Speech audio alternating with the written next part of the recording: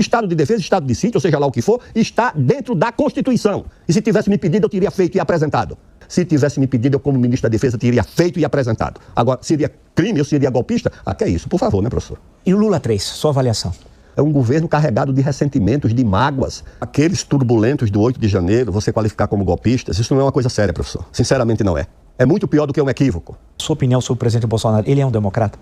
O Bolsonaro sempre foi um deputado que respeitou todas as regras do parlamento. Eu acho que essa ideia de que ele liderou uma tentativa de golpe, eu acho que não se sustenta, a não ser como pretexto para retirá-lo da eleição. Uma mãe bota um filho na escola para ele ser cliente do Bolsa Família. 2 jovens se casam para viver de Bolsa Família. Não, eles querem outro futuro. Agora, infelizmente, hoje, o futuro não existe porque o país está parado. Pessoal, quero deixar uma entrevista sensacional aqui para vocês com o Aldo Rebelo respondendo a Marcos Villa. Vejam só, Marcos Villa pensou que Aldo Rebelo ia seguir na mesma narrativa que ele, que o governo Lula estava indo tudo bem, que estava tudo crescendo, prosperando, e aí o Marcos Villa veio com a narrativa da suposta tentativa de golpe. É ali que o Aldo Rebelo vai bater com força, vai bater forte. Quero deixar essa entrevista aqui para vocês porque ela tá sensacional, pessoal. Mas antes de irmos para esse vídeo, deixa aquele like, curte, comenta, compartilha, inscreva-se aqui no canal, deixa o like porque você fortalece muito e faz com que esse vídeo se espalhe para mais pessoas. Bora assistir esse vídeo agora. E o Lula 3, sua avaliação? O Lula 3 é a negação do Lula 1. O presidente Lula, no primeiro governo, era um governo de forças heterogêneas. O ministro da Fazenda era um grande empresário de São Paulo, homem importante da Fiesp. O ministro Luiz Furlan, de uma família de empresários. O ministro da Agricultura era um homem que expressava o que havia de mais elevado e mais respeitável na agropecuária e na agroindústria do Brasil. O ministro Roberto Rodrigues, respeitado, autoridade, acolhido pelo mundo rural do brasileiro, era o ministro, e o ministro da confiança do presidente Lula.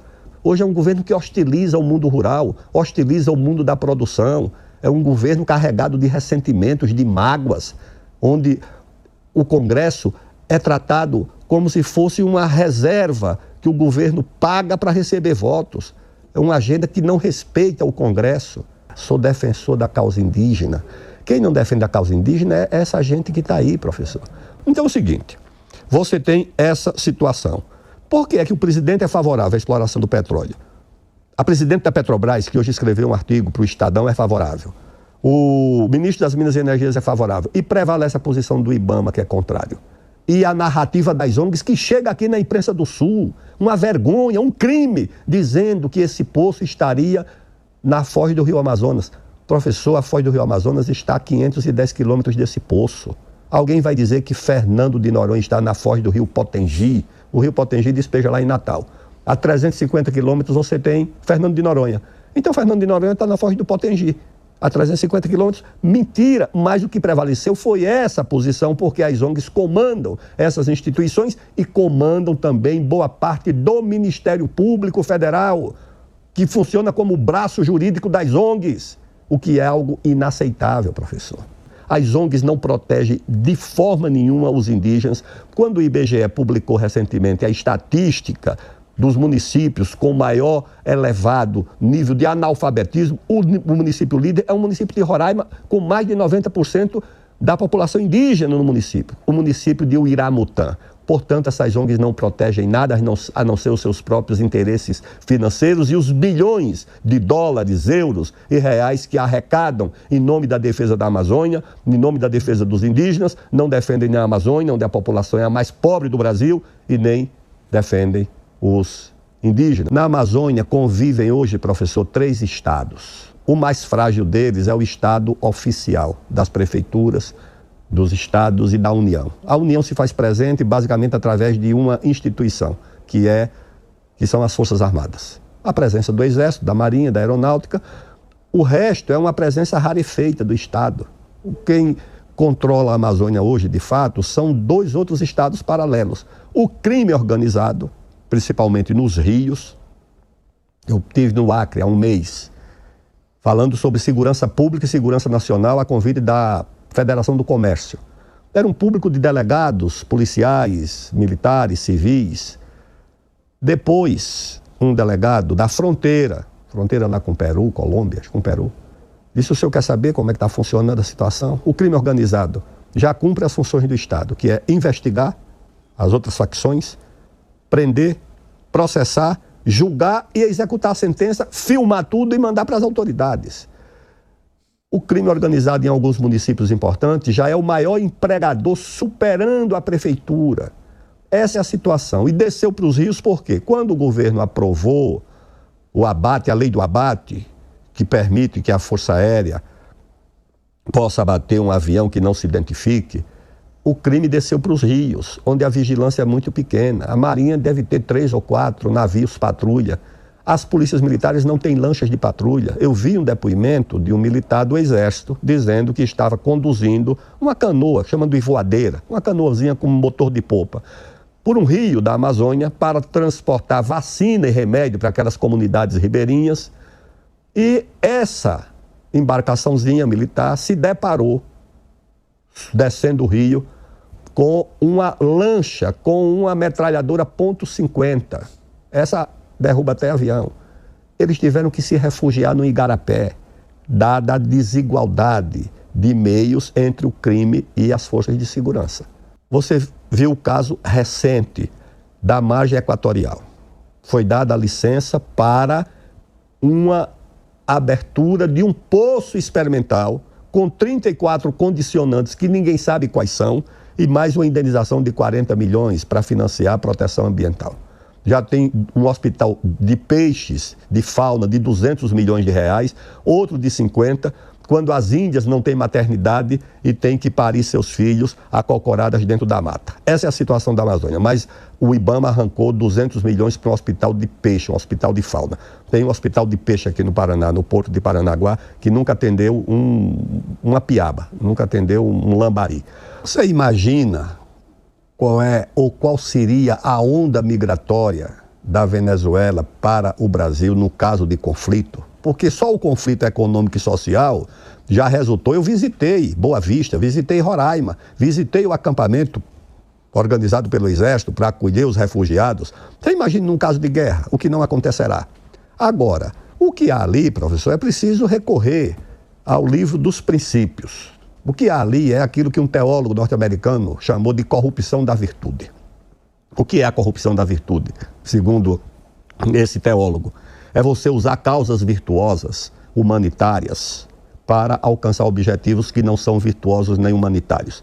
Então você usa direitos humanos, a democracia, o meio ambiente, como objetivos geopolíticos.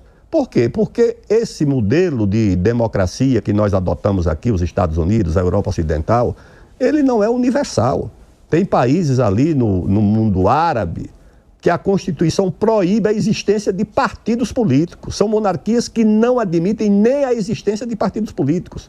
O Brasil e os Estados Unidos têm plenas relações e não contestam o sistema político desses países, que são países onde a democracia sequer é cogitada como meio de se alcançar o poder ou os governos. São aquelas monarquias que nós sabemos ali no Oriente Médio. Você tem um subcontinente completamente desmilitarizado, nós não temos armas nucleares aqui, talvez seja o único subcontinente do mundo que não tem armas nucleares no Brasil. Nós temos uma boa convivência com os nossos vizinhos, nós não temos guerra de agressão, nós temos 17 mil quilômetros de fronteiras completamente desmilitarizadas, porque garimpeiros brasileiros entram na Venezuela, muitas vezes são sequestrados, ameaçados, o exército venezuelano recolhe, protege, devolve, deve ter uns 60 mil garimpeiros brasileiros na Venezuela recolhendo ouro para entregar para o governo, porque aqui eles são tratados como criminosos. Hoje as forças de defesa da Venezuela são muito mais equipadas do que a do Brasil, eles têm submarinos operacionais, eles têm aviões de combate de última geração, eles têm defesa antiaérea montada pelos russos também de grande eficiência. Olha, o país que fracassou na Baía dos Porcos, o país que fracassou na ocupação do Vietnã, tá certo? Foi obrigado a se retirar de Saigon, soldados dependurados em helicópteros, vai se aventurar numa invasão da Venezuela? Eu não sei, tá certo? O esperado do atual presidente dos Estados Unidos, uma aventura, não é uma surpresa muito grande. E em resumo, o que está em jogo na Venezuela não é a democracia, é a maior reserva de petróleo do mundo. Essa é que é a verdade. aqueles turbulentos do 8 de janeiro, você qualificar como golpistas, isso não é uma coisa séria, professor. Sinceramente não é. É muito pior do que um equívoco. Eu fui presidente da Câmara, a Câmara foi alvo de uma invasão de 650, 680 sem terra. Quebraram tudo, depredaram. Eu estava almoçando com o presidente da Câmara do Paraguai, tratando dos brasiguaios, de Itaipu, tratando de um monte de coisa da relação entre os dois países. Quando eu recebo o aviso, olha, tem aqui o vice-presidente, o deputado Inocêncio Oliveira, ligou dizendo que tem algo muito grave, e não me disse o que era. Só quando o senhor chegar aqui. Aí eu chamei a segurança e disse, o que é que está havendo? Ele disse, não, presidente, invadiram a Câmara. Eu digo, já prenderam quantos? Um olhou para o outro, prendemos um. Eu digo, vocês não prenderam ninguém. Vamos para lá. Ah, mas não tem segurança para o senhor entrar na Câmara. Eu digo, eu não vou precisar de segurança para entrar na Câmara. Eu vou entrar na Câmara agora. E fui. Cheguei lá, tem uma entrada tradicional pela chapelaria. O senhor não pode entrar por aqui, porque os manifestantes já ocuparam o Salão Verde. Eu digo, é por aqui que eu vou entrar. Ah, mas eles estão dentro do Salão Verde. Eu digo, eu sou o presidente da Câmara, eu vou entrar pelo Salão Verde. Estavam todos lá acampados. Quebraram tudo, quebraram o busto do Mário Covas, a cabeça rolou para um lado, o tronco rolou para o outro, quebraram o caixa eletrônico. Não recebi nenhum conselho que valesse a pena. O pessoal da esquerda queria que eu sentasse para negociar com os invasores, e o pessoal da direita queria que eu chamasse a polícia e o exército para entrar na Câmara e retirar. Eu digo, não vou fazer isso. Estava lá o chefe da invasão, um papel no bolso, a pauta de negociação. Chamei o segurança e digo, esse aqui está preso. Prenda logo esse aqui, que é o chefe. A pauta de negociação já passou. A hora de negociação você já deixou para trás. Liguei, eu fui lá, assumi a presidência e dei voz de prisão a todos eles. Liguei para o secretário de segurança, o senhor encosta os ônibus, estão todos presos, sob minha custódia aqui dentro da Câmara. O senhor arranja aí, levaram para o ginásio Nilson Nelson, porque não tinham onde colocar 680 pessoas. Eu digo, o senhor retire as mães, os idosos, e os demais o senhor vai autuar de um por um, que eles queriam fazer um BO coletivo. Eu digo, BO coletivo não, vai ter que autuar de um por um. Não chamei ninguém de golpista, não chamei nenhum deles de terroristas, chamei de arruaceiros e pedi para o Ministério Público entrar com ação de indenização do patrimônio da Câmara. Quantos foram presos, professor? Nenhum. Todos foram liberados. A sua opinião sobre o presidente Bolsonaro, ele é um democrata? Vamos observar a partir da prática, usando a leitura dos 20 anos, professor, a prática como critério da verdade, não é isso? Sim, exatamente. A prática como critério da verdade. O Bolsonaro sempre foi um deputado que respeitou todas as regras do parlamento. Eu convivi com ele mais de 24 anos e convivemos muito próximos porque integramos a mesma comissão. O Bolsonaro tinha o seu estilo, principalmente o estilo verbal, que era muitas vezes de afronta, principalmente a hierarquia militar.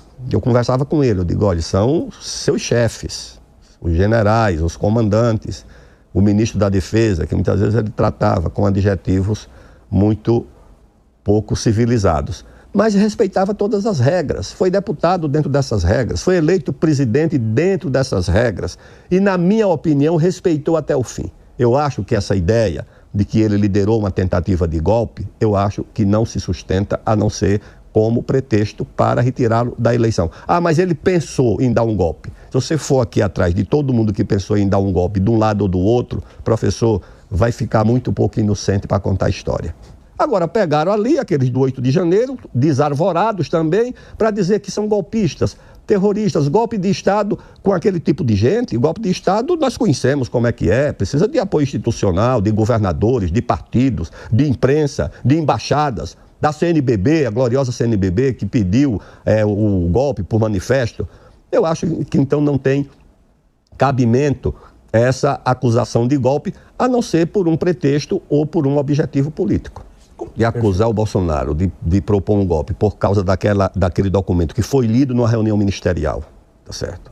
Propondo, sei lá, o estado de sítio, estado de defesa, eu não sei o que era que tinha no documento. Eu era ministro da Defesa, a presidente Dilma nunca me pediu um documento daquele. Se tivesse me pedido, eu teria feito. Teria feito o documento e apresentado para ela. Ela era presidente da República, estado de defesa, estado de sítio, ou seja lá o que for, está dentro da Constituição. E se tivesse me pedido, eu teria feito e apresentado. Se tivesse me pedido, eu como ministro da Defesa teria feito e apresentado. Agora, seria crime, eu seria golpista? Ah, que é isso? Por favor, né, professor? Quem é politicamente Aldo Rebelo? Professor, a minha tradição, a minha raiz, a minha origem é uma origem rural. Eu tenho um nacionalismo telúrico, nacionalismo de quem aprecia no Brasil a natureza, mas tenho também o nacionalismo da história, da memória, das cores do Brasil, dos construtores do Brasil, de admirar como esse país foi construído. Tenho também, por razões de viver numa região de muita desigualdade, o apreço pela luta contra as desigualdades, a valorização da educação, a elevação do padrão de vida, principalmente da população mais sofrida. Em terceiro lugar, o amor pela liberdade, onde eu fui criado, tá certo? Numa situação onde, para ouvir um disco do Chico Buarque e do Geraldo Vandré, você tinha que fechar a porta do centro acadêmico, porque tinha censura na época. Músicas proibidas, muitas músicas proibidas, censuradas. Então, os jornais, eu era lá em Alagoas correspondente do jornal Movimento, que era um jornal da resistência democrática, dirigida pelo grande Raimundo Rodrigues Pereira, e eu era o correspondente, recebia, militava naquele jornal na luta contra a censura.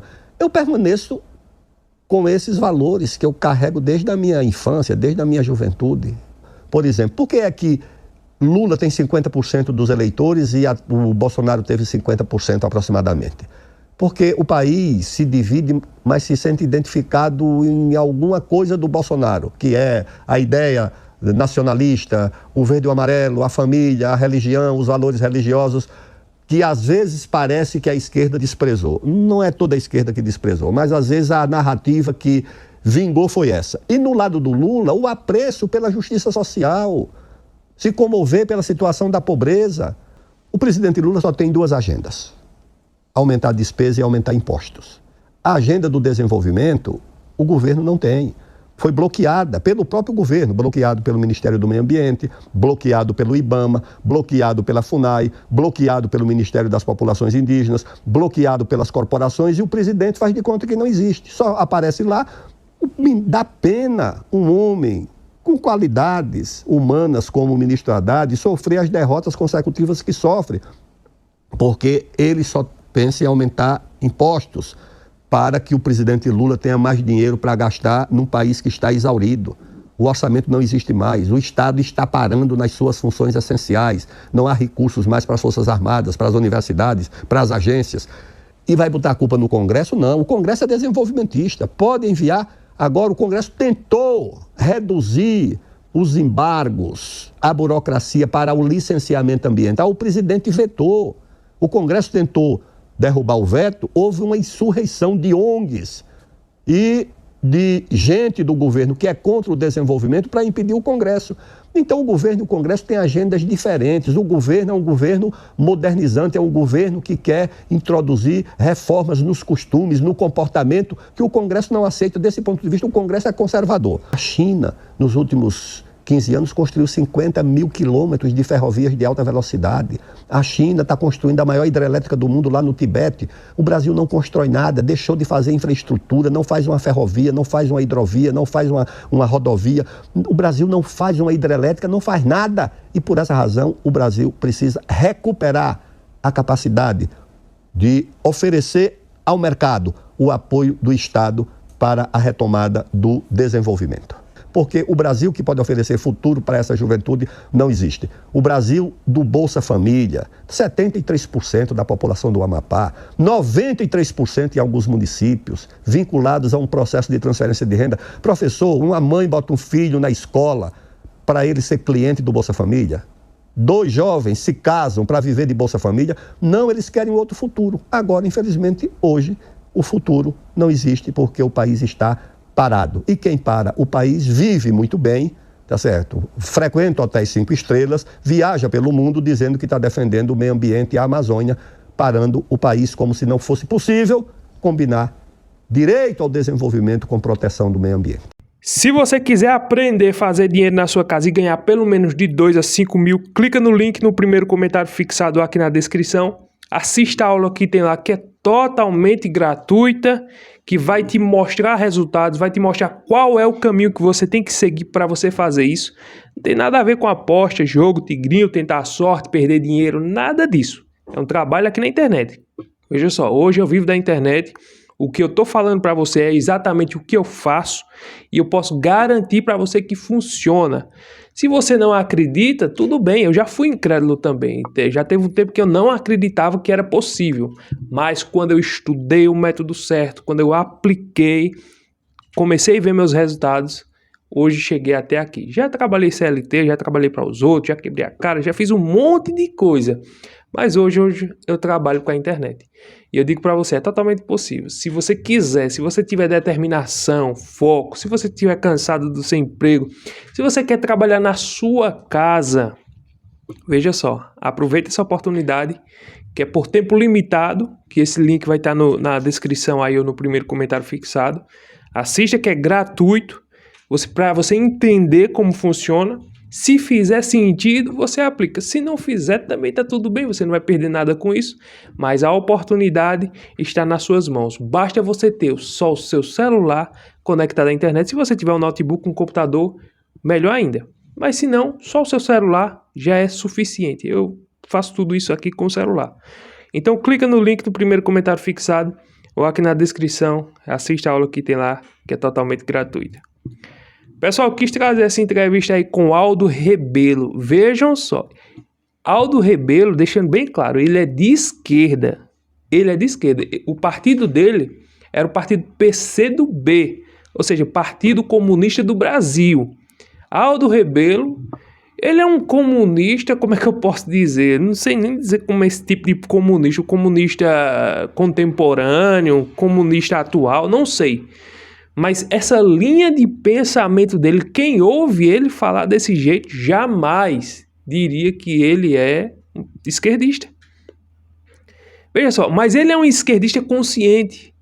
Ele é um esquerdista que pensa fora da caixa. Ele não vai igual a bolha, porque os esquerdistas é aquela coisa. Se o Lula diz uma coisa, todo mundo aplaude e vai atrás, né? Infelizmente, aqueles esquerdistas doentes, se o Lula disser que o sol é rosa, todo mundo aplaude, vai atrás e acredita, né? Então é assim, mas o Aldo Rebelo é diferente. Ele é um esquerdista, mas veja só o que ele falou sobre a questão do golpe de Bolsonaro. Desmontou a narrativa de Marcos Villa. E eu achei interessante na hora que ele disse, se a presidente Dilma, no tempo que ele foi ministro dela, tivesse mandado ele fazer um papel daquele de golpe, né? Ele tinha feito uma minuta também. Tinha feito. Porque ele disse, é constitucional. Estado de sítio, estado de defesa é constitucional. E foi exatamente o que Bolsonaro foi incriminado por isso, né? Mas veja, que ele desmonta, eu teria feito na hora. E aí quando ele fala do pessoal do 8 de janeiro, você viu a colocação que ele colocou quando ele era presidente da Câmara, que os arruaceiros, todo mundo sabe disso, o pessoal do MST invadiram a Câmara dos Deputados, quebraram tudo, ninguém foi preso, como ele deu voz de prisão, mas depois foi tudo solto, ninguém respondeu, ninguém disse que era golpe, nada. Não, porque era da esquerda, porque fazia parte, né, do MST, do grupo de Lula. Mas como os apoiadores de Bolsonaro, aí foi golpe de Estado, aí a abolição do Estado de Direito, é inacreditável.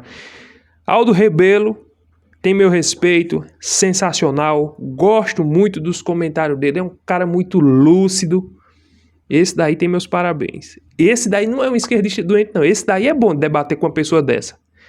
Que ele não é aquele fanatismo doente que defende a coisa errada a todo preço e a todo custo. É bom, é sensacional ouvir pessoas inteligentes como ele. E o Marcos Villa teve que ficar ali com a cara pálida, só ouvindo calado, ainda que discordando, mas, né, ouvindo calado. Mas se você gostou desse vídeo, pessoal, deixa o like, curte, comenta, compartilha, se inscreva no canal e até o próximo vídeo, se Deus permitir.